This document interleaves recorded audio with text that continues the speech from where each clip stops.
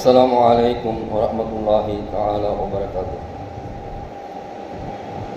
الحمد لله رب العالمين، الصلاة والسلام على سيد المرسلين وعلى آله وأصحابه أجمعين.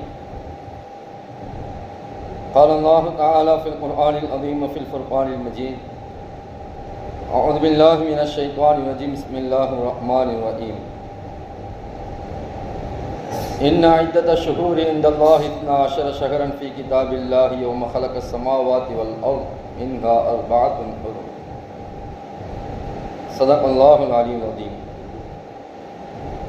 புகழும் புகழ்ச்சியும் நம்மை எல்லாம் படைத்து பரிபாலித்துக் கொண்டிருக்கக்கூடிய எல்லாம் அல்ல இறைவனுக்கு உரித்தாகட்டுமாக. அவருடைய திருத்தூதர் நம் ஆர்வி தலைவர் அண்ணலம் பெருமானார் ஸல்லல்லாஹு அலைஹி வஸல்லம் அவர்களின் மீதும், அவர்களின் வழி நடந்த உத்தம சத்திய சஹாபாக்கள், தாபிஈன்கள், தபா தாபிஈன்கள், சுஹதாக்கள், சாலிஹீன்கள், குறிப்பாக இங்கே ஒன்று கூடியிருக்கக்கூடிய நம் அத்தனை பேர்கள் மீதும் அல்லாஹினுடைய சாந்தியும் சமாதானம் நிறைவாக உண்டாகட்டுமாக. ஆமீன். கண்ணியத்திற்கும் பெரும் மதிப்பிற்கும் உரிய அல்லாஹின் நல்லடியார்களை பெரியவர்களே, சகோதரர்களே, அல்லாஹினுடைய சங்கையான மாதங்களில் ஒன்றான இஸ்லாமிய ஆண்டின் துவக்க மாதமான முஹர்ரம் மாதத்தினுடைய முதல் நாளிலே நாம் இங்கே இருக்கிறோம். அல்ஹம்துலில்லாஹ், இஸ்லாமிய ஹிஜ்ரியினுடைய கணக்கு இன்றிலிருந்து ஆரம்பமாகிறது. இதுவரைக்கும் நாம் ஹிஜ்ரி 1446 என்பதாக எழுதி வந்தோம். இன்றிலிருந்து ஹிஜ்ரி 1447 என்பதாக எழுத கடமைப்பட்டிருக்கிறோம். இந்த ஹிஜ்ரியினுடைய வரலாறு என்ன என்பதை குறித்து நாம் எல்லாம் அறிந்துதான் வைத்திருக்கிறோம். என்றாலும் நம்முடைய சிந்தனைக்கு மீண்டும் அதை சொல்வது தவறல்ல என்பதாக நினைத்து மீண்டும் அதை ஒரு முறை உங்களுக்கு மத்தியிலே ஞாபகப்படுத்த நான் கடமைப்பட்டிருக்கிறேன். அன்புமிக்கவர்களே, இந்த ஹிஜ்ரியினுடைய ஆண்டு வருவதற்கு முன்பாக பல்வேறு விதமான நிலைகளிலே ஆண்டுகள் கணக்கிடப்பட்டு கொண்டிருந்தது. ஏறக்குறைய ஹஜ்ரத் இப்ராஹிம் அலைஹிஸ்ஸலாமுடைய காலத்திலிருந்தே இது நடைமுறையிலே இருக்கிறது. இப்ராஹிம் அலைஹிஸ்ஸலாமுடைய காலத்திலே இப்ராஹிம் அலைஹிஸ்ஸலாமுடைய அந்த நெருப்பு குண்டத்திலே தூக்கி போடப்பட்ட அந்த காலகட்டத்திலிருந்து ஏதாவது ஒரு காலகட்டத்தை அவர்கள் பிரபல்யமாக இருந்தது என்று சொன்னால் அதை அவர்கள் ஞாபகப்படுத்தி அந்த ஆண்டை கணக்கிட்டுக் கொள்வார்கள். அதற்கடுத்ததாக நாம் பார்த்தோம் என்று சொன்னால் ஒவ்வொரு காலகட்டமாக ஒவ்வொரு புதிதாக எங்காவது ஒரு விஷயம் நடந்தது என்று சொன்னால், அது பிரபல்யமாக இருந்தது என்று சொன்னால் அந்த ஆண்டை அவர்கள் கணக்கிட்டு கொண்டு அடுத்து ஒரு மிக முக்கியமான விஷயம் நடக்கும் வரைக்கும் அந்த ஆண்டையே அவர்கள் கணக்கிட்டு வருவார்கள். அந்த வகையில் இப்ராஹிம் அலைஹிஸ்ஸலாமுடைய காலம் தொட்டு ஹஜ்ரத் பெருமானார் ஸல்லல்லாஹு அலைஹி வஸல்லம் காலம் வரைக்கும் இந்த நிகழ்வு இருந்தது. கடைசியாக நாம் சொல்வது என்று சொன்னால் பெருமானார் ஸல்லல்லாஹு அலைஹி வஸல்லம் காலத்திலே இந்த காபத்துல்லாஹ்வை அழிப்பதற்காக வேண்டி அஸ்ஹாபுல் ஃபீல் என்று சொல்லப்படக்கூடிய யானை படையினர் வந்தார்கள். ஆனால் அவர்கள் அபாபில் பறவையால் அழித்தொழிக்கப்பட்டார்கள். அந்த காலகட்டத்திலே அந்த யானை ஆண்டு என்பதாக ஒரு கணக்கிட்டு அந்த காலகட்டத்தில் இதை ஒரு ஹிஜ்ரி வருடமாக ஒரு காலண்டராக அவர்கள் பயன்படுத்தி கொண்டிருந்தார்கள். அதற்கு பிறகு கொஞ்சம் காலம் கனிய ரசூலுல்லாஹுடைய காலமெல்லாம் முடிந்து விட்ட பிறகு ஹஜ்ரத் உமர் ஃபாரூக் ரலியல்லாஹுடைய காலம் வருகிறது. உங்களுக்கெல்லாம் தெரிந்த விஷயம்தான். கிட்டத்தட்ட ஹஜ்ரத் உமர் ரலியல்லாஹு தஆலாவுடைய ஆட்சியினுடைய அதிகாரம் எவ்வளவு விரிவாக இருந்தது என்று சொன்னால் கிட்டத்தட்ட 22.5 லட்சம் சதுர மைல் அடி அளவிற்கு அவருடைய ஆட்சியினுடைய விரிவு இருந்தது. மிகப்பெரிய ஒரு ஆட்சியை செய்து கொண்டிருந்தார்கள். அந்த காலகட்டத்திலே பல இடங்களுக்கு பல ஆளுநர்களை நியமித்தார்கள், பல கவர்னர்களை நியமித்தார்கள். பல இடங்களிலே பல மாகாணங்களிலே பல ஆட்சித் தலைவர்களை அவர்கள் என்ன செய்தார்கள், நியமித்தார்கள். இந்த காலகட்டத்திலே தான் அபூ மூஸல் அஷ்அரி என்று சொல்லப்படக்கூடிய ஒரு சஹாபி ஹஜ்ரத் உமர் ரலியல்லாஹுவுக்கு ஒரு கடிதம் எழுதுகிறார்கள். ஹலீஃபா அவர்களே, தங்களுடைய கடிதங்கள் எல்லாம் எங்களுக்கு கிடைக்கிறது, ஆனால் அது எப்பொழுது நீங்கள் அனுப்பினீர்கள், அது எங்கிருந்து வந்தது, எப்படி வந்தது, எந்த நாளிலிருந்து வந்தது என்பதாக எங்களால் கணக்கிட்டு கொள்ள முடியவில்லை. அதே போன்று நாங்கள் உங்களுக்கு அனுப்பக்கூடிய அந்த கடிதத்திலேயும் நாங்கள் எப்பொழுது அனுப்பினோம் என்பதாக நீங்களும் அறிந்து கொள்ள முடியாத ஒரு சூழ்நிலை ஏற்பட்டிருக்கிறது. அதனால் இதற்கு ஏதாவது ஒரு முடிவை நீங்கள் செய்யுங்கள் என்பதாக ஹலீஃபா அவர்களுக்கு ஒரு கடிதம் எழுதுகிறார்கள். அந்த நேரத்தில் இந்த மஷூரா நல்ல மஷூராவாக இருக்கிறது, நல்ல ஆலோசனையாக இருக்கிறது என்பதாக உமர் ரலியல்லாஹு தஆலா அவர்கள் கருதி அங்கே இருக்கக்கூடிய சஹாபாக்களை எல்லாம் அழைத்து கேட்கிறார்கள். நமக்கென்று ஒரு ஹிஜ்ரியினுடைய ஆண்டு தேவை, அதை நாம் வைக்கும்போது நமக்கு மத்தியில் ஒரு காலண்டர் கணக்கு இருக்கும்போது நம்முடைய கால நேரங்களை எல்லாம் நாம் குறித்து கொள்ளலாம், சரியான முறையில் நம்முடைய கால நேரங்களை நாம் அமைத்துக் கொள்ளலாம் என்பதாக உமர் ரலியல்லாஹு மஷூரா கேட்கிறார்கள். கூடியிருந்த சஹாபாக்கள் எல்லாம் ஒவ்வொருவரும் ஒவ்வொரு விதமான மஷூராக்களை கொடுக்கிறார்கள். ஒரு சஹாபி சொல்கிறார்கள், எப்படி கிறிஸ்துவர்கள் ஈசா அலைஹிஸ்ஸலாம் அவருடைய பார்வையில் இயேசு, அவர்களுடைய அந்த பிறந்த நாளை வைத்து அல்லது அவருடைய அந்த நினைவை வைத்து எப்படி அவர்கள் காலண்டரை வடிவமைத்திருக்கிறார்களோ அதுபோன்று நாமளும் வடிவமைக்கலாம் என்பதாக சொல்லும்போது அதை மறுத்து விட்டார்கள். அங்கே கூடியிருந்தவர்கள் மறுத்து விட்டார்கள். காரணம் என்னவென்று சொன்னால், ஒருவருடைய பிறப்பை வைத்து நாம் என்ன செய்யக்கூடாது, ஒரு நாளை முடிவு செய்யக்கூடாது. அதே போன்று பெருமானார் ஸல்லல்லாஹு அலைஹி வஸல்லம் அந்த இறப்பை வைத்து ஒரு சஹாபி சொல்கிறார்கள், ரசூலுல்லாஹ் இறந்த நாளிலிருந்து என்ன செய்யலாம், நம்ம ஒரு காலண்டரை கணக்கிட்டுக் கொள்ளலாம் என்பதாக சொல்லும்போது அங்கே கூடியிருந்த சஹாபாக்கள் அந்த மஷூராவையும் தட்டி கழித்து விடுகிறார்கள். ஒருடைய பிறப்பை வைத்தோ ஒருடைய இறப்பை வைத்தோ நாம் எதையும் முடிவு செய்யக்கூடாது என்பதாக பலவிதமான பல மஷூராக்கள் சொல்லப்படுகிறது. கடைசியாகத்தான் ஹஜ்ரத் பெருமானார் ஸல்லல்லாஹு அலைஹி வஸல்லம் மக்காவிலிருந்து மதீனாவுக்கு ஹிஜ்ரத் செய்து வந்த அந்த ஆண்டையே நாம் ஹிஜ்ரியினுடைய ஆண்டாக கணக்கிட்டுக் கொள்ளலாம் என்பதாக ஒரு ஆலோசனை வருகிறது. எல்லோரும் அந்த ஆலோசனைக்கு ஒத்து போகிறார்கள், எல்லோரும் அந்த ஆலோசனை ஏற்றுக்கொள்கிறார்கள். அந்த அடிப்படையில் உமர் ரலியல்லாஹு தஆலா அவர்கள் ஹிஜ்ரியினுடைய ஆண்டு பெருமானார் ஸல்லல்லாஹு அலைஹி வஸல்லம் எப்பொழுது மக்காவிலிருந்து மதீனாவிற்கு ஹிஜ்ரத் செய்து வந்தார்களோ அந்த காலகட்டத்திலிருந்து ஹிஜ்ரியினுடைய ஆண்டு கணக்கிலே வரும் என்பதாக ஒரு கணக்கிலே வைக்கிறார்கள். ஏறக்குறைய ரசூலுல்லாஹி ஸல்லல்லாஹு அலைஹி வஸல்லம் பிறந்து 50 வருடங்களுக்கு பிறகுதான் 53வது வருடத்திலே தான் பெருமானார் ஸல்லல்லாஹு அலைஹி வஸல்லம் எங்கே செய்கிறாங்க, மக்காவிலிருந்து மதீனாவுக்கு ஹிஜ்ரத் செய்து வருகிறார்கள். ஒரு 10 வருடங்கள் தான் மதீனாவிலே இருந்தார்கள். ரசூலுல்லாஹ் பிறந்து ஒரு 53 வருடங்கள் கழித்து நடந்த அந்த ஹிஜ்ரியினுடைய அந்த வரலாறை முன்வைத்து இந்த ஹிஜ்ரியினுடைய ஆண்டு துவக்கப்படுகிறது. அன்றிலிருந்து உமர் ரலியல்லாஹு தஆலா அவர்கள் ஏற்படுத்திய அந்த அற்புதமான ஒரு நடைமுறையை இன்றைக்கு இஸ்லாமிய சமூகம் பின்பற்றி வருகிறது. நாம் இந்த ஹிஜ்ரியினுடைய ஆண்டைத்தான் கணக்கிலே கொண்டு வருகிறோம். ஆங்கில ஆண்டை நாம் என்ன செய்வது கிடையாது, கணக்கிலே கொண்டு வருவது கிடையாது. அப்படியா? ஹிஜ்ரியினுடைய ஆண்டை எல்லாம் நம்ம கணக்கில் கொண்டு வரதே கிடையாது. ஆங்கில ஆண்டைத்தான் நாம் முற்படுத்துகிறோம், ஹிஜ்ரியுடைய ஆண்டைகள் எல்லாம் நாம் பிற்படுத்துகிறோம். இப்போ இப்படியெல்லாம் ஒரு மஷூரா வந்து கடைசியில் ஹிஜ்ரியுடைய ஆண்டு ரசூலுல்லாஹ்வுடைய அந்த ஹிஜ்ரத்துடைய பயணத்தை வைத்து இந்த கணக்கு ஏற்பாடு செய்யப்படுகிறது. அதற்கு பிறகு எந்த மாசத்திலிருந்து இதை நம்ம துவக்கலாம் என்பதாக ஒரு முடிவு கேட்கப்படுகிறது. இப்போ ஒவ்வொருவரும் ஒவ்வொரு விதமான மஷூராக்களை கொடுக்கிறார்கள், ஆலோசனைகளை கொடுக்கிறார்கள். ரமலானுடைய மாதம் மிகச் சிறந்த மாதம், அந்த மாதம் தான் நோன்பினுடைய மாதம், அந்த மாதத்திலிருந்து என்ன செய்யலாம், இஸ்லாமிய ஆண்டை நாம் துவக்கலாம் என்பதாக சொல்கிறார்கள். ஒவ்வொருவரும் ஒவ்வொரு விதமான மஷூரா. இப்போ கடைசியில் அங்கே ஒரு முடிவு செய்யப்படுகிறது, ஹாஜிகள் எல்லாம் ஹஜ்ஜு முடித்து விட்டு வரக்கூடிய காலம் எது என்பதாக கேட்கிறார். துல்காதா, துல் ஹஜ்ஜு, முஹர்ரம், அடுத்து ஒரு மாதம் இருக்கு ரஜப் மாதம். இந்த 4 மாதத்தில் அல்லாஹ் தஆலா குர்ஆனில் சொல்கிறான், மின்ஹா அர்பாத்துல் ஹுரும், நாம் படைத்த 12 மாதங்கள், அந்த 12 மாதங்களிலே 4 மாதங்கள் மிக கண்ணியமான மாதங்கள், சங்கையான மாதங்கள் என்று அல்லாஹ் சொல்கிறானே, அது தொடர்ந்து வரக்கூடிய 3 மாதங்கள். இப்போ நம்ம துல்காதா, துல் ஹஜ், இது ரெண்டும் ஹஜ்ஜுடைய மாதம். அதை தொடர்ந்து வரக்கூடிய இந்த முஹர்ரம் மாதம், இதுவும் அந்த ஹஜ்ஜினுடைய காலங்கள் முடிந்து எல்லோரும் வந்து தன்னுடைய தாயகத்திற்கு திரும்பக்கூடிய ஒரு காலகட்டம். அப்போ அந்த முடிவில் வராங்க, ஹாஜிகள் எல்லாம் ஹஜ்ஜு முடித்து விட்டு வருகிறார்களே, அந்த காலகட்டத்தை நம்ம என்ன செய்வோம், இஸ்லாமிய ஆண்டினுடைய துவக்க மாதமாக வைப்போம் என்பதாக முடிவெடுத்து தான் இந்த முஹர்ரம் மாதத்தை என்ன செய்கிறார்கள், முடிவு செய்கிறார்கள். அதற்கு சில காரணங்களை சொல்கிறார்கள். பொதுவாக ஒரு ஹாஜியை நம்ம வந்து வரவேற்று அவர்கிட்ட முசாஃபா செஞ்சோன்னு சொன்னால் அந்த ஹாஜி செய்யக்கூடிய துவாக்களின் மூலமாக நம்முடைய பாவங்கள் எல்லாம் மன்னிக்கப்படுகிறது. காரணம் என்னவென்று சொன்னால், அவர் அன்று பிறந்த பாலகனை போன்று தன்னுடைய தாயகத்திற்கு திரும்பி வருகிறார். ஹஜ்ஜு முடித்தவர் அன்று பிறந்த பாலகனை போன்று தன்னுடைய வீட்டிற்கு வருகிறார் என்பதாக அருமை நாயகம் ஸல்லல்லாஹு அலைஹி வஸல்லம் கூறியிருப்பதால் அவர்கள் வரக்கூடிய அந்த நல்ல கண்ணியமான மாதத்தையே நாம் துவக்கமாக வைப்போம் என்ற அடிப்படையிலே தான் இந்த முஹர்ரம் மாதம் இஸ்லாமிய ஆண்டினுடைய துவக்க மாதமாக வைக்கப்பட்டு இன்றைக்கு இந்த முஹர்ரம் மாதத்திலே முதல் நாளிலே நாம் இருக்கிறோம்.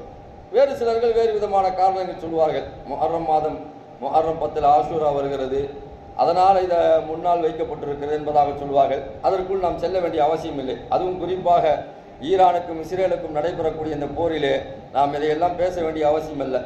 அல்லாஹ் ரசூலை ஏற்றுக்கொண்டு விட்டார் என்று சொன்னால் அதற்கடுத்து என்ன நடக்கிறதோ அதையெல்லாம் குறித்து நாம் ஆழமாக விவாதிக்க வேண்டிய அவசியம் கிடையாது. ஆனால் அப்படிப்பட்ட ஒரு விவாதமும் சென்று கொண்டுதான் இருக்கிறது. இப்போ இந்த நேரத்தில் இந்த முஹர்ரம் மாதத்தில் சில அனாச்சாரங்கள் சில விஷயங்கள் எல்லாம் நடைபெறுகிறது. அதுக்கும் இஸ்லாத்துக்கும் எந்த விதமான சம்பந்தமும் கிடையாது. ஆஷூராவுடைய தினத்தில் நோன்பு வையுங்கள் என்று ரசூலுல்லாஹி ஸல்லல்லாஹு அலைஹி வஸல்லம் சொல்லியிருக்கிறார்கள்.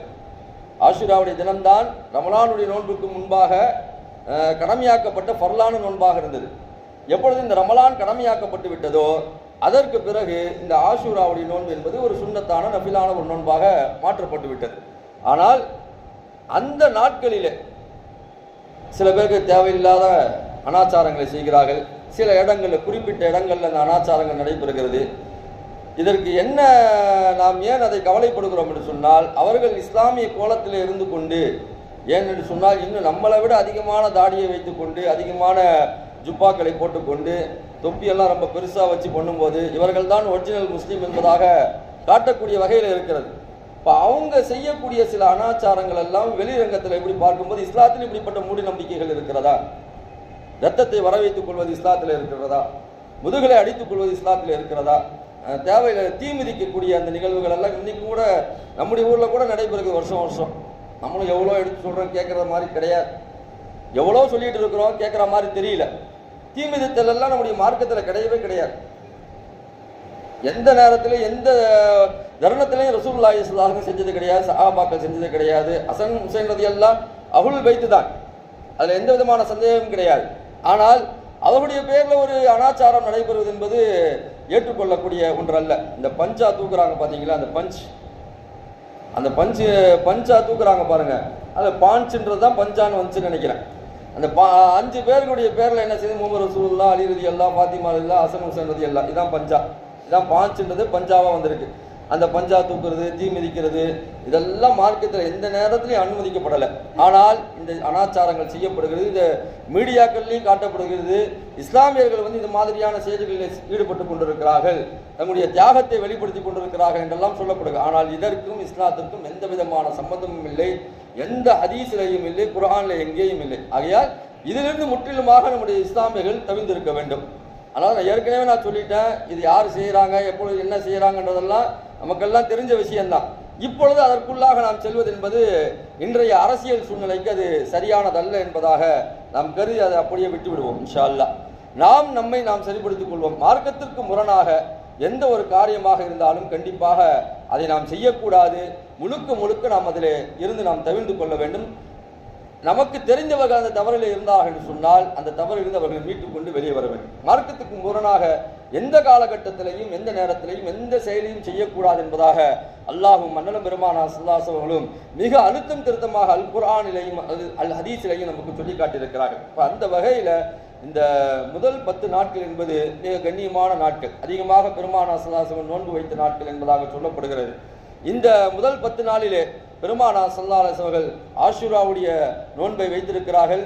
பெருமானார் ஸல்லல்லாஹு அலைஹி வஸல்லம் சொன்னார்கள், நான் அடுத்த வருடம் இருந்தேன் என்று சொன்னால் ஒரு நாளை நான் கூட்டி நோன்பு வைப்பேன், 9, 10 என்பதாக அல்லது 10, 11 என்பதாக நான் நோன்பு வைப்பேன் என்பதாக அருமை நாயகம் ஸல்லல்லாஹு அலைஹி வஸல்லம் சொன்னார்கள். ஆனால் பெருமானார் ஸல்லல்லாஹு அலைஹி வஸல்லம் அடுத்த வருடம் ஹயாத்தாக இல்லை. நாம் இன்ஷா அல்லாஹ் வரக்கூடிய முஹர்ரம் 10 ஆஷூராவுடைய நோன்பையும் 10க்கு அடுத்து வரக்கூடிய 11 ஒரு நாளை சேர்த்தும் நாம் நோன்பு வைக்க வேண்டும். இதற்கு என்ன காரணம், ஏன் இப்படி ஒரு நாளை கூட்டி நீங்கள் வையுங்கள் என்பதாக பெருமானார் ஸல்லல்லாஹு அலைஹி வஸல்லம் சொன்னார்கள் என்று சொன்னால், யூதர்களுக்கு நீங்கள் மாறு செய்யுங்கள், நசராக்களுக்கு நீங்கள் மாறு செய்யுங்கள் என்பதாக பெருமானார் ஸல்லல்லாஹு அலைஹி வஸல்லம் சொன்னதினுடைய அடிப்படையிலே தான் ஒரு நாளை சேர்த்து வைக்கப்படுகிறது. காரணம், ரசூலுல்லாஹ் கதிமன் நபி ஸல்லல்லாஹு அலைஹி வஸல்லம் அல் மதீனா, பெருமானார் ஸல்லல்லாஹு அலைஹி வஸல்லம் மதீனாவிற்கு வந்தார்கள். வந்தபோது அங்கே இருக்கக்கூடிய யூதர்கள் எல்லாம் இந்த ஆஷூராவுடைய தினத்தை மிகப்பெரிய ஒரு நாளாக அவர்கள் கொண்டாடி கொண்டிருந்தார்கள்.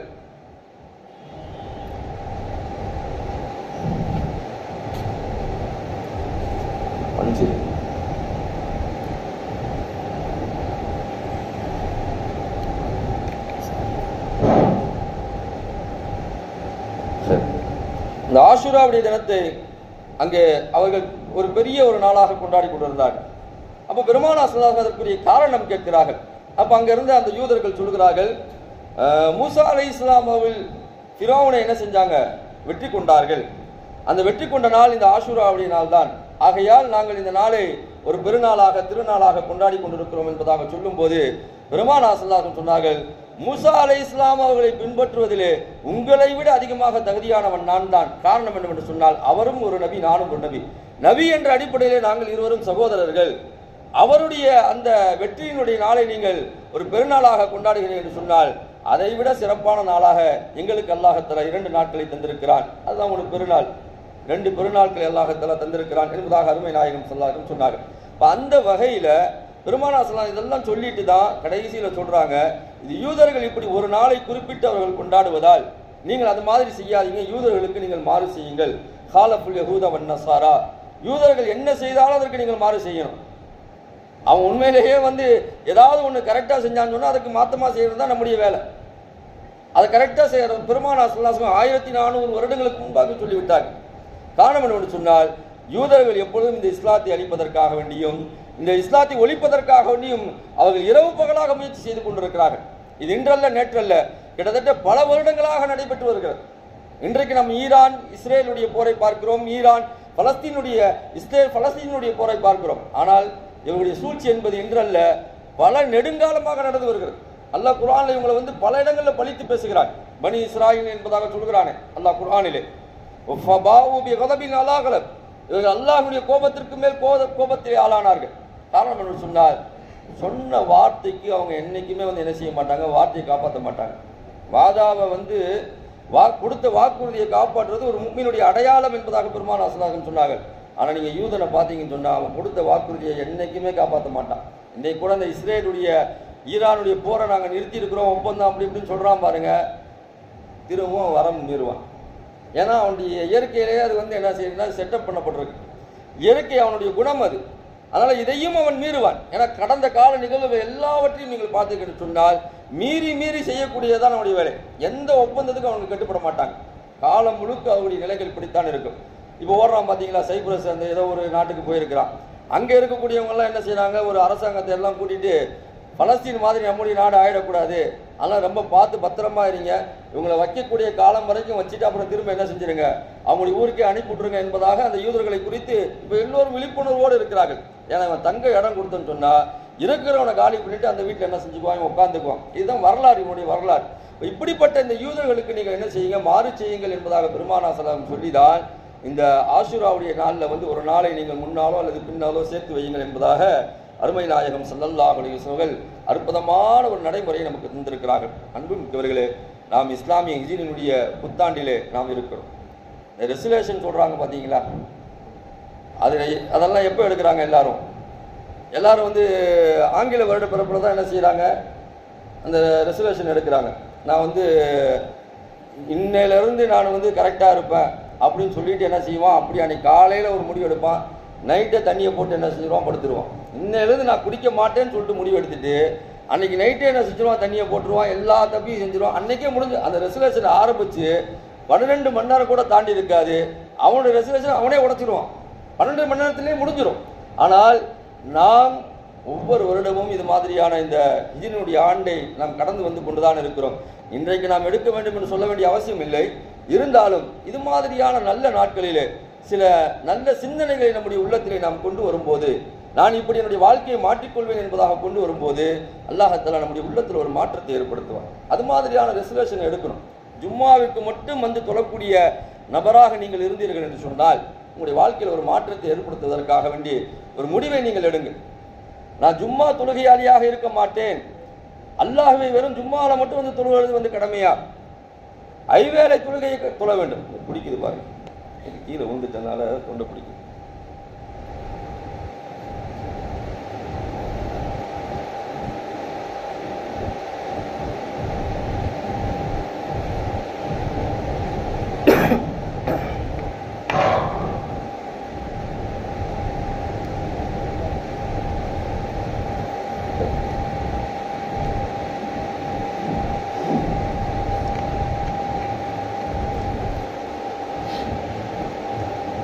நம்ம எடுக்கக்கூடிய அந்த சில முடிவுகளை நாம் நல்ல முறையில் நாம் இந்த நாட்களில் எடுக்க வேண்டும். அது மாதிரி நம்ம வெறும் ஜும்மா தொழக்கூடிய தொழுகையாளியாக இருந்தோம் என்று சொன்னால், நாம் இனி வரக்கூடிய காலங்களிலே நான் ஜும்மா தொழுகையாளியாக மட்டும் இருக்க மாட்டேன், ஐவேளை தொழக்கூடியவனாக இருப்பேன் என்பதாக நம்முடைய சிந்தனையில் ஒரு மாற்றத்தை நாம் கண்டிப்பாக கொண்டு வர வேண்டும். அதே போன்று நம்முடைய வாழ்க்கையில் சில நல்ல நடைமுறைகளை நாம் கொண்டு வர வேண்டும். அல்லாஹ் தஆலா நமக்கு எவ்வளோ பெரிய நியாமத் செஞ்சிருக்கான் தெரியுமாங்க? மிகப்பெரிய நியாமத் செஞ்சிருக்கிறான். சாதாரணமான நியாமத் அல்ல. இன்னைக்கு நீங்களும் நானும் இன்னைக்கு இந்த இடத்துல உட்கார்ந்து பார்த்து கொண்டு இருக்கிறோம், பேசி கொண்டு இருக்கிறோம், அழகான ஒரு இடத்துல இருக்கிறோம் சொன்னா, நமக்கு கொடுத்த நியாமத்து மாதிரி உலகத்தில் வேறு யாருக்கும் கொடுக்கலன்னு சொல்லிட்டு ஒவ்வொருவரும் நினைக்க வேண்டும். எனக்கு அல்லாஹ்தாலா அழகான ஒரு உடலை கொடுத்திருக்கிறான், நேர்த்தியான ஒரு பார்வையை கொடுத்திருக்கிறான், அழகான ஒரு கேட்கக்கூடிய செவிப்புலனை அல்லாஹ்தாலா கொடுத்திருக்கிறான், பார்க்கக்கூடிய பார்வையை கொடுத்திருக்கிறான், நுகரக்கூடிய ஒரு தன்மை அல்லாஹ்தாலா கொடுத்திருக்கிறான், பேசக்கூடிய ஒரு வாய்ப்பு அல்லாஹ் கொடுத்திருக்கிறான், நடக்கக்கூடிய பிடிக்கக்கூடிய எல்லா விதமான ஆற்றலையும் அல்லாஹ்தாலா எனக்கு கொடுத்திருக்கிறான். சாதாரணமான நியாமத் அல்ல, சாதாரணமான நியாமத் அல்ல. அல்லாஹ் கொடுத்திருக்கக்கூடிய மிகப்பெரிய ஒரு நியாமத். சில நேரங்களில் நம்ம சில மருத்துவமனைகளுக்கு சென்று பார்க்கிறோம், அல்லாஹு அக்பர், அப்பொழுதுதான் நம்முடைய நியாமத்துகள் எல்லாம் நமக்கு நினைவிலே வருகிறது. அரபியில் ஒரு பழமொழி சொல்லுவார்கள், கதுரு நியாமத்தி பாத ஜவால். ஒரு நியாமத்து அது இருக்கும்போது யாருக்கும் அதனுடைய அருமை தெரியாது. நிழலுடைய அருமை வெயிலுக்கு போன பிறகுதானே நிழலுடைய அருமை தெரியும் என்று சொல்லுவாங்க பார்த்தீங்களா தமிழில். அது மாதிரி அல்லாஹ்தாலா ஒரு நியாமத்தை நமக்கு கொடுத்திருக்கும் போது அதனுடைய அருமை நமக்கு கண்டிப்பாக புரியவே புரியாது. அல்லாஹ் நல்ல மனைவி மக்களை கொடுத்துருப்பான். சில பேர் என்ன செய்வான், அந்த நல்ல மனைவி மக்களை உதவிட்டு போவான், அடுத்த ஒரு வாழ்க்கை நல்ல அமையும் போவான், கடைசி வரைக்கும் நல்ல வாழ்க்கை அமையவே அமையாது. அப்பதான் சிந்திச்சு பார்ப்பான், அந்த வாழ்க்கையிலே நம்ம கொஞ்சமாவது அப்படி முட்டிக்கிட்டி அப்படி இருந்திருக்கலாமே, நல்ல தொழில் அல்லாஹ் கொடுத்துருப்பான், இதை விட ஒரு பெரிய ஒரு தொழில் தேவைன்னு சொல்லிட்டு அகலக்கால் வச்சு போவான் பாருங்க. இருக்கிறதும் இல்லாம போய் ஒண்ணுமே இல்லாம கடைசியில் என்ன செஞ்சிருவான், போண்டியாகி ஆண்டியாகி கடைசியில் யார்ட்டையாவது என்ன செய்வான், கையேந்தக்கூடிய ஒரு சூழ்நிலைக்கு சென்று விடுவான். ஆனால் அல்லாஹ்தாலா நமக்கு கொடுத்திருக்கக்கூடிய நியாமத் அது சிறியதாக இருந்தாலும் சரி, அது அல்லாஹ்வுக்கு நம்ம நன்றி செலுத்தக்கூடியவளாக இருக்க வேண்டும். நமக்கு அல்லாஹ்தாலா அழகான ஒரு வாழ்க்கையை கொடுத்திருக்கிறான், அழகான ஒரு துணையை கொடுத்திருக்கிறான், அழகான மனைவி மக்களை கொடுத்திருக்கிறான், அழகான தொழில்துறையை கொடுத்திருக்கிறான், அழகான ஒரு வீட்டை கொடுத்திருக்கிறான், அழகான ஒரு வாகனத்தை இதெல்லாம் அல்லாஹ் கொடுத்திருக்கக்கூடிய மிகப்பெரிய ஒரு நியாமத். இப்போ அந்த நியாமத்திற்கு ஒரு மனிதன் தன்னுடைய வாழ்நாள் முழுக்க அவன் நன்றி செலுத்தக்கூடியவனாக இருந்தான் என்று சொன்னால், அல்லாஹ் குர்ஆன்ல சொல்றான்ல, லஇன் ஷக்கர்தும் லஅஸீதன்னக்கும், நீங்க எனக்கு நன்றி செலுத்தக்கூடியவளாக இருந்தால் லஅஸீதன்னக்கும், உங்களுக்கு நான் அதிகரித்து தருவேன் என்பதாக அல்லாஹ்தாலா மிக அழுத்தமாக திருமறையில் சொல்லி காட்டுகிறான். ஆக அல்லாஹ் நமக்கு கொடுத்திருக்கக்கூடிய இந்த நியாமத்திற்கு அதிகமாக நாம் அல்லாஹ்விற்கு நன்றி செலுத்த கடமைப்பட்டிருக்கிறோம். இப்போ நன்றி செலுத்த செலுத்த செலுத்த செலுத்த அல்லாஹ்தாலா நம்முடைய வாழ்வில் எல்லா விதமான அபிவிருத்திகளையும் தருவான், மிக அதிகமாக தருவான். குறைவாக இருந்தாலும் அல்லாஹ்தாலா அதில் பரக்கத்தை நிறைவாக தருவான். அதனால நம்ம அல்லாஹ்ட்ட கொடுத்திருக்கக்கூடிய இந்த காலகட்டங்களை பயன்படுத்தி கொண்டு, நமக்கு அல்லாஹ்தாலா கொடுத்திருக்கக்கூடிய இந்த வாய்ப்புகளை பயன்படுத்தி கொண்டு நாம் அதை அல்லாஹ்வுடைய வழியிலே செலவு செய்யும் போது கண்டிப்பாக அல்லாஹ்தாலா நம்முடைய வாழ்க்கையை மிக சிறப்பாக வைப்பான். நல்ல அருமை நாயகம் ஸல்லல்லாஹு அலைஹி வஸல்லம் சொன்னாங்கல்ல, உங்களுக்கு 5 விஷயம் வர்றதுக்கு முன்னாடி நீங்க உங்களுக்கு கனிமத்தாக கிடைத்திருக்கக்கூடிய அந்த 5 விஷயங்களை நீங்கள் பொக்கிஷமாக எடுத்துக்கொள்ளுங்க என்று பெருமானார் ஸல்லல்லாஹு அலைஹி வஸல்லம் சொன்னார்கள். அது இந்த புத்தாண்டிலே சொல்வது, இந்த ஹிஜ்ரினுடைய ஆண்டினுடைய துவக்கத்திலே சொல்வது மிக பொருத்தமாக இருக்கும் என்பதாக நான் கருதுகிறேன். ஷபாபக்க கபல ஹரமிக்க, உங்களுக்கு வயோதிகம் வருவதற்கு முன்பாக உள்ள இந்த வாலிபம் இருக்கு பார்த்தீங்களா, அதை சரியான முறையில் பயன்படுத்திங்க. வாலிபம் என்பது அற்புதமான ஒரு பருவம். வாலிபம் தான் ஒரு மனிதனுடைய வாழ்வினுடைய எல்லையில்லாத மகிழ்ச்சியை தரக்கூடிய ஒரு பருவம், எல்லா விதமான வளங்களையும் தரக்கூடிய ஒரு பருவம், உழைக்கக்கூடிய ஒரு பருவம், எல்லா விதமான ஆற்றல்களையும் தரக்கூடிய பருவம் தான் வாலிப பருவம். அல்லாஹ் அந்த குர்ஆன்ல குவ்வத் என்பதாக சொல்கிறான், ஆற்றல் என்பதாக சொல்கிறான், சக்தி என்பதாக சொல்கிறான் இந்த வாலிப பருவத்தை. அந்த வாலிப பருவத்தை நீங்க வயோதிகம் வருவதற்கு முன்பாக பயன்படுத்திக் கொள்ளுங்க. லைஸ ஷபாப யஊது, அரபில ஒரு பழமொழி சொல்லுவாங்க, வயசான காலத்துல ஒருத்தர் என்ன செய்வாருன்னு சொன்னார்னா, லைத்த ஷபாப யஊது, வாலிபம் மீள வேண்டுமே என்பதாக கேட்பாராம். ஆனால் அதுக்கு பயன்படுத்தக்கூடிய இந்த வார்த்தையை லைத்த என்பதாக இருக்கிறது. ஒருபோதும் மீளாததற்குத்தான் அரபியில் இந்த வார்த்தையை பயன்படுத்துவார்கள். லைத்த ஷபாப யஊது, வாலிபம் மீள வேண்டுமே என்பதாக ஒவ்வொருவரும் நினைப்பார்களாம். ஆனால் அந்த வாலிபம் மீண்டு வருமா? கடந்த ஒரு நிமிடம் தான், கடந்த ஒரு நொடி தான் போனது. கண்டிப்பாக நம்முடைய வாழ்க்கையிலிருந்து கழிந்தது எதுவுமே திரும்ப வராது. ஆனால் இருக்கக்கூடிய காலகட்டம், அதற்கடுத்து வரக்கூடிய காலகட்டத்தை அல்லாஹ்விற்கு பிடித்தமான முறையில் நாம் பயன்படுத்தி கொண்டோம் என்று சொன்னால் நம்முடைய வாழ்க்கை மிகச்சிறப்பாக இருக்கும். அதனால்தான் ஷபாபக கபல ஹரமிக்க, உங்களுக்கு வயோதிகம் வருவதற்கு முன்பாக இருக்கக்கூடிய அந்த வாலிபத்தை பயன்படுத்தி கொள்ளுங்கள். ஹினாஅக கபல ஃபக்ரிக்க, உங்களுக்கு வறுமை வருவதற்கு முன்பாக உள்ள அந்த செல்வத்தை நீங்கள் பயன்படுத்திக் கொள்ளுங்கள். ரசூலுல்லாஹ் சொன்ன அற்புதமான வார்த்தை. எத்தனையோ பேருக்கு அல்லாஹ்தால செல்வ செழிப்பை கொடுத்திருக்கிறான். அது அல்லாஹ்வுடைய பாதையில செலவு செய்யறது கிடையாது. ஹராமான வழியில செலவு செய்யறாங்க, தேவையில்லாத வழியில செலவு செய்யறாங்க, மார்க்கத்துக்கு புறம்பான முறையில செலவு செய்யறாங்க. கடைசியில அவன் ஒண்ணுமே இல்லாம ஆகி அந்த ஏழ்மையான ஒரு நிலைக்கு அவன் தள்ளப்படும் போதுதான் அல்லாஹ் கொடுத்த நியாமத்தை அவனுக்கு நினைவில் வரும்.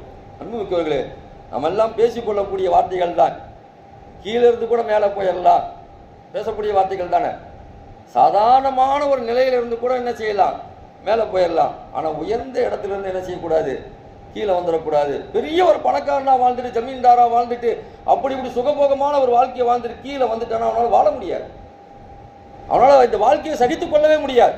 அதனால தான் பெருமானார் ஸல்லல்லாஹு அலைஹி வஸல்லம் சொன்னாங்க, உங்களுக்கு ஏழ்மை வருவதற்கு முன்பாக இருக்கக்கூடிய அந்த செல்வத்தை நீங்கள் பயன்படுத்திக் கொள்ளுங்கள். வஸிஅதிக கபல மர்லிக, உங்களுக்கு நோய் வருவதற்கு முன்பாக உள்ள ஆரோக்கியத்தை நீங்கள் பயன்படுத்திக் கொள்ளுங்கள். இதெல்லாம் ரொம்ப பொருத்தமா இருக்கும். இந்த காலகட்டங்கள், இந்த புத்தாண்டு நம்ம இதெல்லாம் யோசிக்கணும். நமக்கு அல்லாஹ்தால ஒரு ஆரோக்கியத்தை கொடுத்திருக்கிறான்னு சொன்னா, நம்முடைய நோய் வருவதற்கு முன்பாக அந்த நோயை நாம் ஏற்படுத்திக் கொள்ளக்கூடாது, அந்த நோயை நாம் வரவைத்துக் கொள்ளக்கூடாது. அந்த நோய் வருவதற்கு எந்த ஒரு காரணங்களையும் நம்முடைய உடல்ல நாம் ஏற்படுத்தி விடக்கூடாது. நமக்கு கொடுத்திருக்கக்கூடிய அல்லாஹ்தால கொடுத்திருக்கிற அந்த சிஹத்தை, அந்த சலாமத்தை நாம் பயன்படுத்தி கொண்டோம் என்று சொன்னால் எந்த விதமான நோயும் வராது. இன்னைக்கு பெரும்பாலான நோய் எதனால் வருகிறது என்று சொன்னால் நம்மளா உருவாக்கி கொள்வது தான். பெரும்பாலான எல்லா நோய்களும் என்னன்னா, நம்முடைய தூக்கக்கூடிய முறை, நம்முடைய சாப்பிடக்கூடிய முறை, நம்முடைய வாழ்வியல் நடைமுறை எல்லாம் கொஞ்சம் மாற்றமாக ஆகும்போது நமக்கு நோய் என்ன செஞ்சு தானா வந்துடும். இப்போ இந்த நேரங்களில் இதெல்லாம் நம்முடைய சிந்தனையில் கொண்டு வந்து அருமை நாயகம் ஸல்லல்லாஹு அலைஹி வஸல்லம் எப்படிப்பட்ட ஒரு வார்த்தையை நமக்கு சொல்லியிருக்கிறார்கள். அல்லாஹ் நமக்கு எப்பேற்பட்ட ஒரு காலத்தை கொடுத்திருக்கான். டைம் இஸ் கோல்டு என்பதாக சொல்கிறார். காலம் என்பது பொன் போன்றது. காலத்தை பயன்படுத்தி கொண்டவன் கண்டிப்பாக அவன் வாழ்க்கையில் வெற்றி பெற்று விட்டான் என்பதாக சொல்வார்கள். யாரெல்லாம் காலத்தை சரியான நேரத்திலே சரியான தருணத்திலே அறுவடை செய்திருக்கிறார்களோ அவர்களெல்லாம் வாழ்வினுடைய மிக உச்சாணியில் இருந்திருக்கிறார்கள். ஆனால் தனக்கு கொடுக்கப்பட்டிருக்கக்கூடிய இந்த காலத்தையும் நேரத்தையும் யார் வீணடித்திருக்கிறார்களோ, அதை சரியான முறையில் பயன்படுத்தவில்லையோ, அவர்கள் எல்லாம் ஒன்றுமே இல்லாமல் ஆகியிருக்கிறார்கள் என்பதுதான் வரலாறு நெடுக இருக்கக்கூடிய நமக்கு சொல்லக்கூடிய விஷயங்கள். ஆக அல்லாஹ் தஆலா அற்புதமான ஒரு நாளிலே இருக்கிறோம், ஹிஜ்ரினுடைய ஆண்டிலே இருக்கிறோம், இஸ்லாமிய புத்தாண்டிலே இருக்கிறோம். இந்த காலகட்டங்களில் நம்முடைய உள்ளங்களில் சில மாற்றங்களை நீங்கள் கொண்டு வாருங்கள். ஹராமான விஷயம் நம்மள்கிட்ட இருந்தது என்று சொன்னால் அது முழுமையாக வெளியே வர்றதற்குரிய ஒரு முயற்சி எடுங்க. அன்னைக்கு ஒருத்தர் சொல்றாரு, அதில் வட்டியே இல்லாமல் யாரும் கிடையாது, அதில் வட்டியே இல்லாமல் யாரும் கிடையாது அப்படின்னு சொல்றாரு. கேட்கறது ரொம்ப கஷ்டமா இருக்கு. ஏன் இருக்க முடியாதா? வட்டி இல்லாமல் இருக்க முடியாதா? ஏன் வட்டிக்கு நம்ம போறோம்? பேராசை தானே. தேவையில்லாத மார்க்கத்துக்கு புறம்பாக நம்ம போகும்போது தான் அந்த வட்டிக்கு போறோம். அப்படி தெளிவாக சொல்ற, வட்டி இல்லாமல் இருக்க முடியாது. இப்போ இந்த காலத்தில் போயிட்டு வட்டி இதெல்லாம் கூடாதுன்னு சொல்றீங்க அப்படின்னு கேட்கிறாரு. நீங்க முக்காவாசி பேருடைய கணக்கு எடுத்து பாருங்க. முஸ்லீம்லயே சொல்றாரு அவரு, 75% இல்லை 90% நீங்க எடுத்து பாருங்க, எல்லாம் அந்த வட்டியில தான் இருக்கிறாங்க. ஏதோ ஒரு விதத்துல வட்டியில இருக்கிறாங்க. முடியாதுன்னு சொல்றாரு. கேட்க ரொம்ப கவலையா இருக்கு. வட்டியே இல்லாமல் வாழக்கூடிய நிறைய பேர்கள் இருக்கிறார்கள். அந்த வாடையை கூட நுகராதவர்கள். ஏதோ ஒரு விதத்துல வருதுன்னு வச்சுங்களேன், நம்ம தேடி போகாம இருக்கிறோம் பாருங்க. அதுல ரொம்ப கவனமாக இருக்க வேண்டும். இது சர்வசாதாரணமாக இன்றைக்கு எல்லோரும் பயன்படுத்துகிறார்கள். இதெல்லாம் இல்லாம இருக்க முடியுமா? இருக்க முடியும். அதுதான் மார்க்கம், அதுதான் இஸ்லாம். யாரெல்லாம் முடியாது என்பதாக எதை சொல்கிறார்களோ அதை முடித்து காட்டக்கூடியதுதான் இஸ்லாம். உலகத்தில் எதெல்லாம் சாத்தியம் இல்லை என்பதாக சொல்கிறார்களோ அதை சாத்தியமாக்குவதுதான் இஸ்லாம். அப்ப அந்த அடிப்படையில் நம்முடைய வாழ்க்கையில சில தவறுகள் இருக்கும், அறாமான விஷயங்கள் இருக்கும், தவறான காரியங்களை நம்ம ஈடுபட்டு கொண்டிருப்போம். இந்த புத்தாண்டிலிருந்து நம்ம ஒரு ரெசல்யூஷன் எடுப்போம். எல்லாம் என்னுடைய வாழ்க்கையில கடந்த கால பாவங்களை எல்லாம் மன்னித்து என்னை மனித புனிதனாக ஆக்கு, ஐவேளை தொழக்கூடியவனாக ஆக்கு, நல்ல முறையில் ஹஜ்ஜு செய்யக்கூடிய கடமை இருந்து சொன்ன அந்த ஹஜ்ஜை நிறைவேற்றக்கூடிய ஒரு பாக்கியத்தை தான், நல்ல ஒழுக்கமான வார்த்தைகளை பேசக்கூடிய, ஒழுக்கமான வாழ்வியல் நடைமுறைகளை பின்பற்றக்கூடிய நல்ல நிலைகளை என்னுடைய வாழ்க்கையில் கொண்டு வா, தொழில்துறையில் பரக்கத்தை தருவாயாக. இதெல்லாம் நம்ம நிறைய அல்லாஹ்ட்ட கேட்கும்போது நம்முடைய செயல்பாடுகளில் மாற்றத்தை கொண்டு வரும்போது அல்லாஹ் தஆலா கண்டிப்பாக நம்முடைய நிலைகளிலே மாற்றத்தை கொண்டு வருவான். அல்லாஹ் தஆலா அந்த அற்புதமான சந்தோஷமான மகிழ்ச்சியான ஒரு வாழ்க்கையை இந்த புத்தாண்டிலிருந்து நம்முடைய இஸ்லாமிய மக்களுக்கு தருவானாக. குறிப்பாக அன்புமிக்கவர்களே, பலஸ்தீன மக்களுக்காக வேண்டி நீங்கள் அதிகம் அதிகம் துவா செய்யுங்கள். அந்த மக்களுடைய வாழ்விலே எப்பொழுது சந்தோஷம் வரும், எப்பொழுது மகிழ்ச்சி வரும் என்பதாக நாம் கனவு கொண்டிருக்கிறோம். ஆனால் அது எப்பொழுது சாத்தியமாகும் என்பதாக தெரியவில்லை. ஒரு பக்கமாக இப்படி போர்கள் நடந்து கொண்டிருந்தாலும் கூட இன்னொரு பக்கமாக அந்த கசா மக்களும் அந்த பலஸ்தீன மக்களும் உணவுக்கு கஷ்டப்பட்டு கொண்டிருக்கிறார்கள். உணவு என்பது ஒரு மனிதனுக்கு மிக முக்கியமான ஒரு ஆகாரம். அந்த உணவை தடை செய்து கொண்டிருக்கிறார்கள். வாயு வரைக்கும் கொண்டு சென்ற அந்த உணவுகளை எல்லாம் அவர்கள் தடை செய்திருக்கிறார்கள் சொன்னால் அந்த மக்களுக்காக வேண்டி நாம் பிரார்த்திக்க வேண்டிய ஒரு கட்டாயத்தில் இருக்கும். நமக்கு அதுதான் நான் சொன்னேன் ஏற்கனவே. நமக்கு அல்லாஹ் கொடுத்துருக்கான் பாருங்க இந்த வாழ்க்கை. இது அற்புதமான வாழ்க்கை, நம்ம நினைச்சு பார்க்க முடியாத ஒரு வாழ்க்கை அல்லாஹ் கொடுத்துருக்கிறான். நம்ம இப்போ ஒரு சந்தோஷமான ஒரு இடத்துல இந்த ஏசியில் உட்கார்ந்துருக்கோம், இது மகிழ்ச்சியான ஒரு வாழ்க்கை. இந்த குழந்தைகள் எல்லாம் கையில் வந்து பிஸ்கெட்டை வச்சுக்கிட்டு இந்த உணவுக்காக இயங்கி கொண்டிருக்கிறாங்க. ஒருவேளை உணவுக்காக வேண்டி, ஒருவேளை தண்ணீருக்காக வேண்டி இயங்கி கொண்டிருக்கிறாங்க. அந்த குழந்தைகளை, அந்த பச்சினம் குழந்தைகளை, அங்கே வாழக்கூடிய அந்த மக்களை நம்முடைய சிந்தனையில், நம்முடைய உணர்வுகளை நம்ம கொண்டு வந்தோம் என்று சொன்னால் நம்ம வாழக்கூடிய வாழ்க்கை எல்லாம் அர்த்தமற்ற ஒரு வாழ்க்கை. அன்புமிக்கவர்களே, இந்த ஒரு காலகட்டத்திலிருந்து நாம் நம்முடைய வாழ்க்கையை மாற்றுவோம், அல்லாஹ்வுக்கு பிடித்தமான ஒரு வாழ்க்கையாக மாற்றுவோம். குறிப்பாக நம்முடைய மக்களுக்காக வேண்டி, இஸ்லாமிய மக்களுக்காக வேண்டி அதிகமாக நீங்கள் துவா செய்யுங்கள். பலஸ்தீன மக்களுக்காக வேண்டி துவா செய்யுங்கள். அல்லாஹ் தஆலா நம்முடைய துவாக்களை ஏற்றுக்கொள்வானாக. வாஹிது அல்ஹம்துலில்லாஹி ரப்பில் ஆலமீன். அஸ்ஸலாமு அலைக்கும்.